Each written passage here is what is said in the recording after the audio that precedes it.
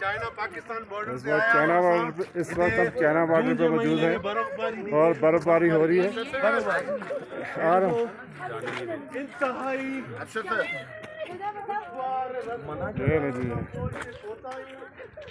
इधर हाथ लगाओ आप। ये हम इस वक्त कुंजलाब बाईपास पर हैं। ये सामने चाइना बॉर्डर है और हमारा ये रोज टूर आज बिल आखिर कुंजलाब बाईपास पर मौजूद और ये एंजॉय करें। थोड़ा इंटरव्यू दे रहे थे ना, देते रहे, बोलते रहे साथ।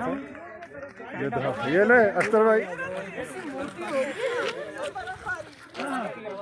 जी। अरशद साहब आप क्या कहते हैं? बहुत मज़ा आ रहा है, बहुत एंजॉय कर रहे हैं। सारा टूर हमारा टूर ग्रुप इस वक्त एंजॉय का, बर्फबारी हो रही है और सभी एंजॉय कर रहे हैं माशाल्लाह। अस्सलाम वालेकुम मैडम कुंजलाब बाईपास पे पहुंच गए, क्या लग रहा है? बहुत अच्छा। और अगर मैं स्टैंड नहीं लेती तो आते नहीं। मैडम आप क्या कहते हैं? जाहिद साहब कुंजलाब बाईपास के बारे में बड़ा मज़ा आ रहा है।